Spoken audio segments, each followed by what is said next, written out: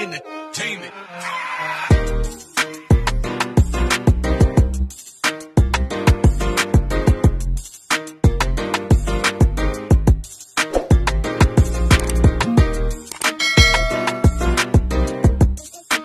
Okay, mga kaboters, magandang umaga, magandang hapon po, hapon na pala. May tutorial po tayo ngayon about sa transmission 155, TMX 155 CDI.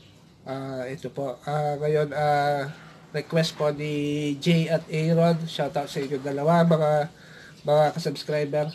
Ito yung request nyo, gagawin ko na ngayong araw na to. Don't forget to subscribe my YouTube channel, Bryant Motorworks. Subscribe po. More subscribe. Ito po, umpisa na po natin yung ating tutorial about sa tamang paglagay ng ating transmission. Okay, tamang pag-assemble ng mga gear ng transmission. Okay, mga kaboters, ito, unahin na po natin yung kanyang main shaft. Ito po yung tinatawag na input drive main shaft. Ito po ay kung nasaan po yung nakalagay yung ating clutch housing. Dito po siya nakalagay. Okay, ngayon ito po palang first gear na to. Ito po main shaft first gear. Ito po kapag nasira po to, pati po yung ating main shaft mapapalit na kasi nakapix po yan. Nakapix po yung ating primera dito, mga kabotors. Okay, tips po yan mga kabotors, kapag nagpalit kayo ng isang gear sa ating transmission, first gear ba yan, second gear, third gear, fourth gear, nagpalit ka, kailangan pati yung kaparis niya, papalitan mo yun para lapat na lapat sila, wala kang maririnig na maingay at halighig sa iyong transmission. Okay, umpisa na natin mga kabotors. Ito, unahin na po natin ilagay yung kanyang third gear, main shaft third gear. Ito po.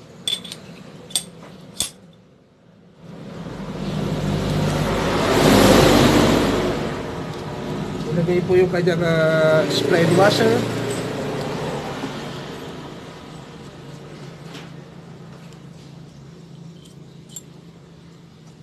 Pati po yung kanyang pinakalak.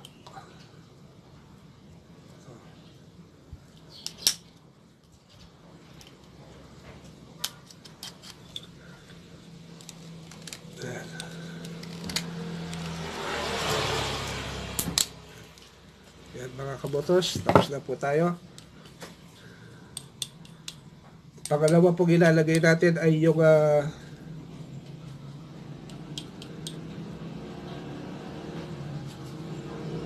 fourth gear na po tayo. Ito po siya, fourth gear. Fourth gear na mga kabotors.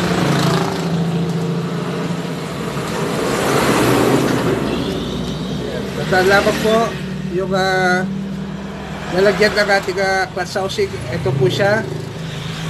Ayan, pagganyan po siya mga kabotors.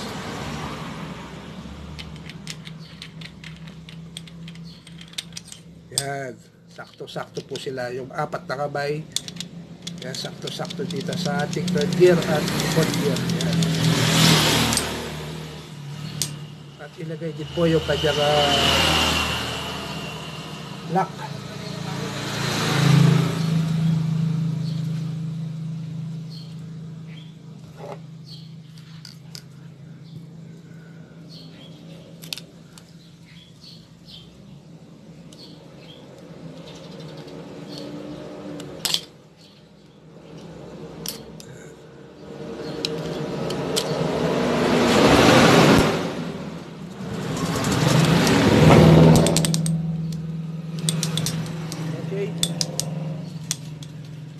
Tapos na po tayo. Ilagay na po natin yung kanya. Sunod na po natin yung spline washer. Ito po, spline washer.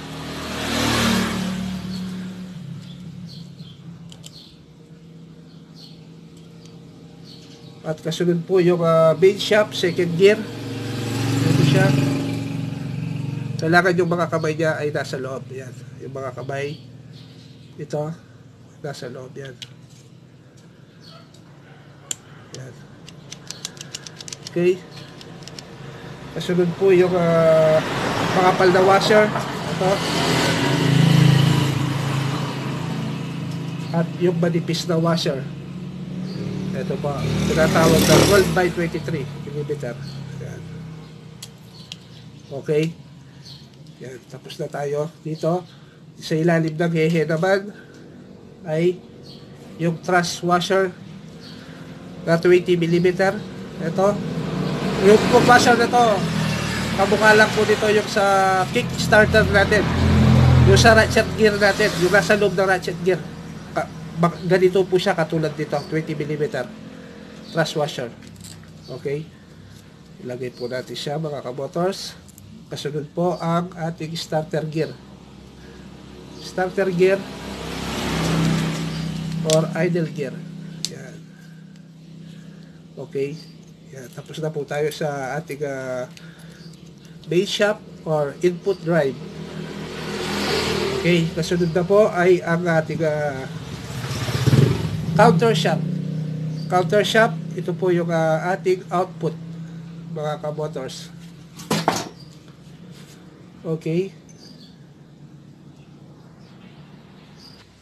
Okay mga kabotors, ilagay na po natin yung ating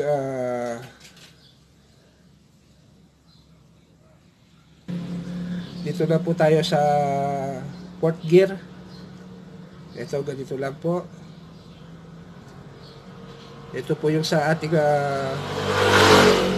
engine sprocket. Ito po, dito po yung maliit na sprocket natin. Marami yung paglagay po dito. Yung ating port gear. Yung mga kamay niya po ay nasa palabas. Nasa labas po siya. Yan. Okay.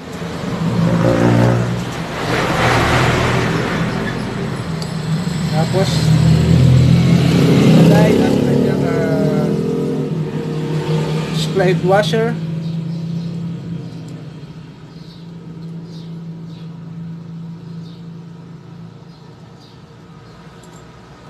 Kasunod po yung kanyang lock.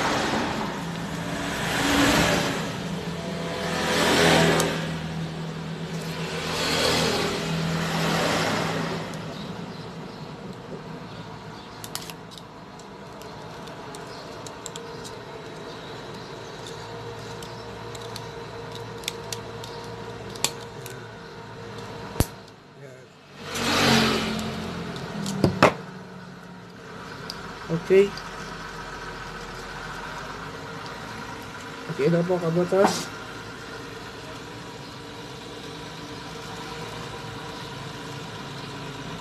Kasunod po yung ating counter shaft third gear. Ito po siya. Ganyan po siya mga kabotors. Yan. Sakto lapat. Hindi po siya ganyan ha. Kailangan kabotors. Tatama yan paglalapat. Yan. Lalapat siya. Okay. Yan. Lapat na lapat yung mga gipit nila. Kasunod po ang truss washer. Yung ating truss washer 16.5 mm. Ito po siya. Ito.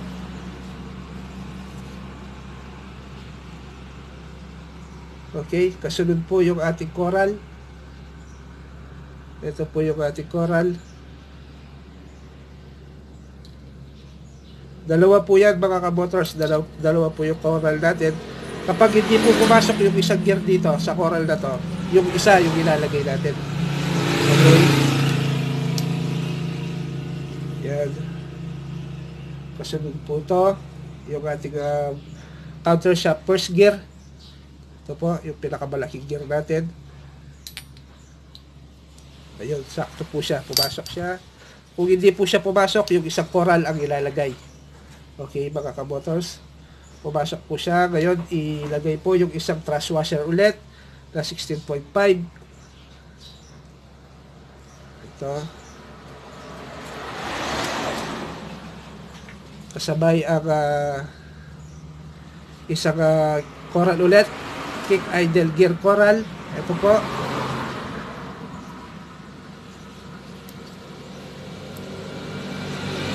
At ilagay na po yung ating gear, idle gear. Ito.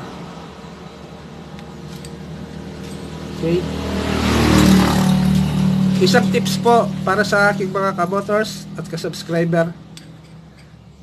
Paglagay nyo po sa idle gear, ikot nyo po yung idle gear yan. Yan, naririnig nyo po ba yan? Yan, may huni. Yan, mahuni po siya. Ang gawin nyo po, baligtarin nyo siya. Baligtarin nyo po siya, mga kamotors. Yan. Ikot nyo ulit, yan. Okay, narinig nyo? Yan, wala. Yan ang maganda. Ito ang dapat eksaktong gagawin mo, kamotors. Kailangan pag linagay mo yung idle gear, kick idle gear, kailangan wala siyang gaspang. Pag inikot mo, hindi siya mahuni. Oh. Yan, baligtarin mo siya. Pag binaligtad mo siya, mga kamotors, yan, may huni. Diba? Hindi dyan, mga kamotors, kailangan mo siyang baligtarin. Yan, baligtarin mo siya. Okay, may iwan yung coral niya, yun. Baligtarin mo lang yung idle gear. Yung idle gear na to.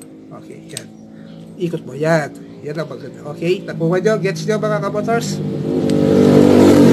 Okay, dito na tayo sa counter shaft, second gear.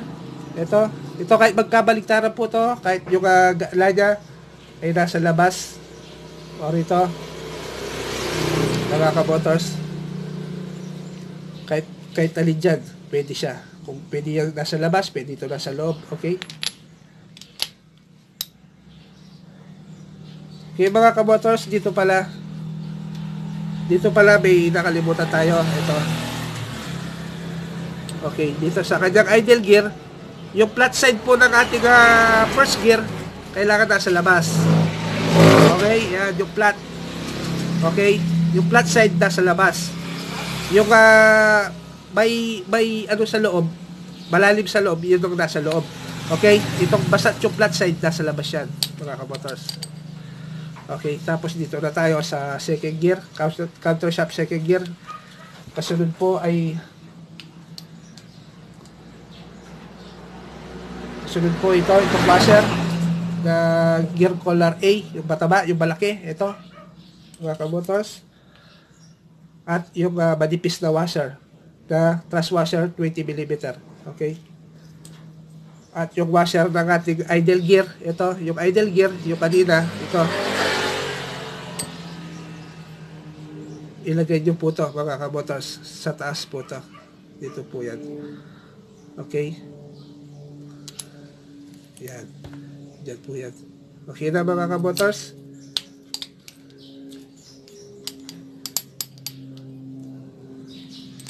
Yan, ganyan lamang po yan, mga kamotors. Okay.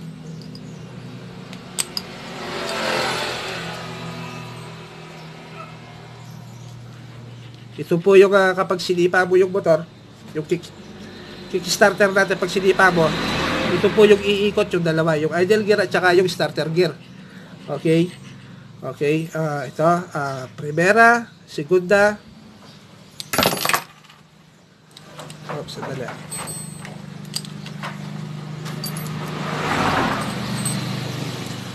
Okay. Ito na, mga kamotors. Okay. Malaki, primera, segunda, tercera, cuarta. Primera, segunda, tercera, cuarta. Okay. Yung sa counter shaft po natin ay malalaki po yung mga gear natin. At dito naman sa main shaft, maliliit po sila. Okay, gets nyo na, mga kamotors? Ganyan lamang po yung tamang pag-assemble ng ating mga gear. Ganyan lang po lahat yan. Rusika man, Euro, yan, Raider 150, or iba pa, mga dirt bike, ganyan lang. Yung dadagdag lang po sila dahil yung mayroon silang 5th gear, 6th gear, dadagdag lang po yung mga gear natin doon. Pero dito po muna kayo para mabasanay kayo. Pag nasanayan nyo na po to, kahit anong gear, kahit anong motor na po ay kaya nyo na pong i-install yung kanilang mga transmission, mga kamotors. Sana po may naitulong po ako sa inyo kahit konting kalaman lang, mga kamotors.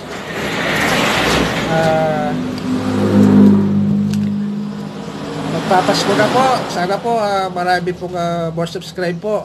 Like and share. Subscribe my YouTube channel, Brian Motorworks, mga kabotas. Merry Christmas po. Ride safe and God bless. Bye-bye.